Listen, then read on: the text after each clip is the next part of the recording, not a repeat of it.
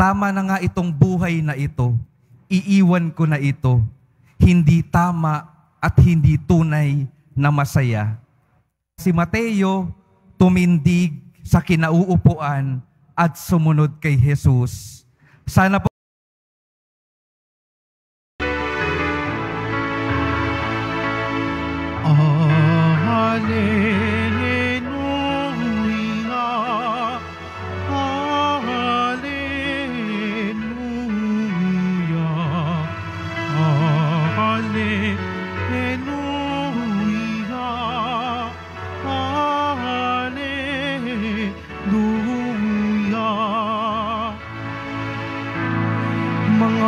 tapat na apostol ay nagpupuri sa poon sa langit habang panahon.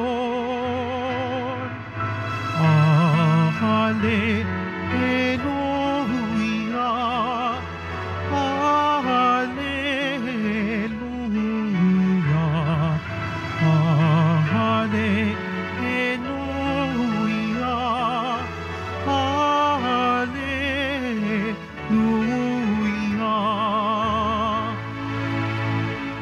Sumainyo ang Panginoon. At sumaiyo rin. Ang mabuting balita ng Panginoon ayon kay San Mateo.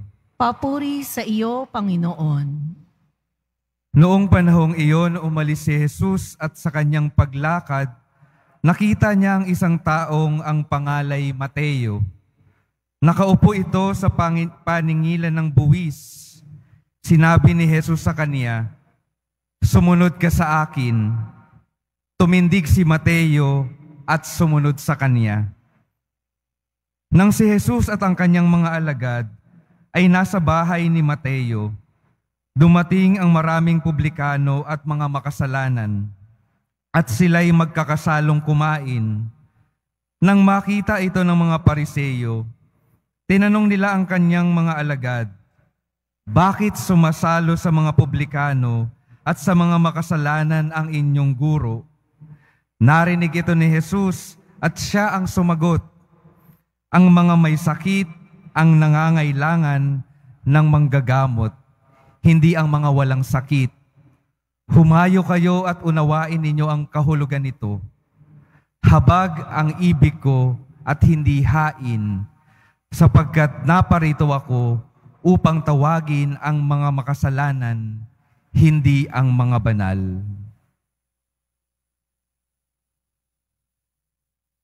Ang mabuting balita ng Panginoon. Pinupuri ka namin, Panginoong Hesukristo. Magsiupo ang lahat.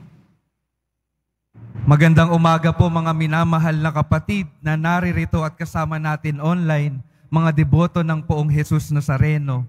Ngayon po ay ipinagdiriwang natin ang kapistahan ni San Mateo, isa sa 12 alagad ni Jesus, isa sa mga manunulat ng Ebanghelyo, at ang isang magandang bagay na sinasabi sa atin ng kwento ni San Mateo ay ito po, ang Poong Jesus Nazareno ang nangungunang lumapit para tawagin tayo. Ang Poong Jesus Nazareno ang unang lumalapit sa atin kung nasaan man tayo. Siya ang unang gumagawa ng paraan para pagandahin ang ating mga buhay. Napakinggan po natin sa Ebanghelyo, naglalakad si Jesus, nakita niya si Mateo na nakaupo sa paningilan ng buwis. Si Jesus, sinabi kay Mateo, "Sumunod ka sa akin." Anong tugon ni Mateo? Hindi naman niya sinabing, "Ha? Sino ka ba?" Hindi ba ganon tayo minsan kung may tatawag sa atin? "Ba't ako? Iba na lang. Wag muna ako, Panginoon."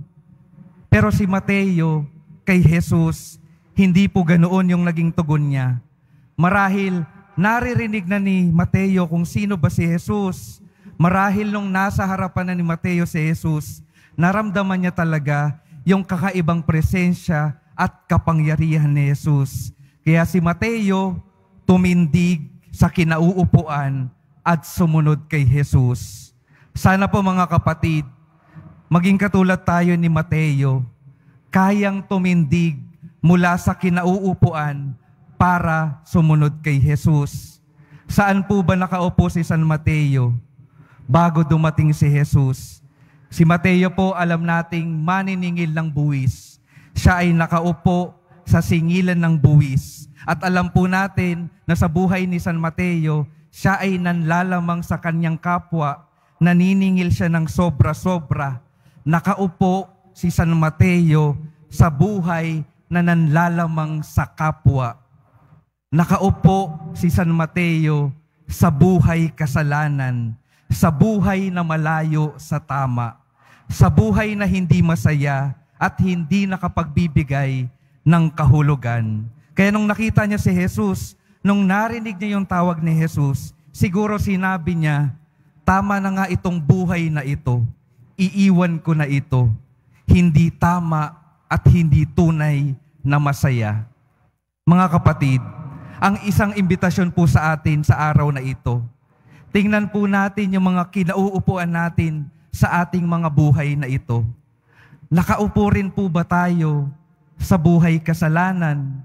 Nakaupo po ba tayo sa buhay na puno ng galit? Nakaupo po ba tayo sa buhay na nanlalamang sa ating mga kapwa? Tinatawag po tayo ng ating Poong Jesus Nazareno, halika, sumunod ka sa akin. Masabi nawa natin sa buhay natin, tama na itong kasalanan, iiwan ko na ito, at susunod na ako sa tamang landas na tinuturo ng Panginoon. Kung si Mateo po, mula sa pagiging makasalanan, naging dakilang alagad ni Jesus, naging isa sa mga manunulat ng Ebanghelyo, naging mabuting balita ang pagbabago ng buhay niya. Tayo rin po mga kapatid, posible rin na mula sa pagiging hindi karapat-dapat dahil sa ating mga kahinaan, kapag tinawag at nakasama na natin si Jesus, kakayanin natin na maging mabubuting alagad niya hanggang sa dulo. Nawa po yung ating mga buhay ay maging mabuting balita para sa iba dahil nakita yung pagbabago na dinala ng Panginoon. Mga kapatid, sa pagpapatuloy po ng ating misa, patuloy po tayong tinatawag ni Jesus. Iwan natin ang ating mga kinauupuan na hindi tama. At tinatawag niya tayo palagi, halika mga kapatid, sumunod kayo sa akin. Amen. Sumainyo ang Panginoon. At sumaiyo rin. Magsiyuko kayo para sa pagbabasbas. Ang Diyos na nagtayo ng simbahang nagsasalig sa mga apostol ay magawad nawa sa inyo ng pagpapala bilang tugon sa mga panalangin ni San Mateo ngayon at magpasawalang hanggan. Amen. At pagpalain kayo ng ating mapagmahal na Diyos, ang Ama at ang Anak at ang Espiritu Santo. Amen. Humayo kayong mapayapa, taglay ang pag-ibig ng Poong Jesus Nazareno. Salamat sa Diyos.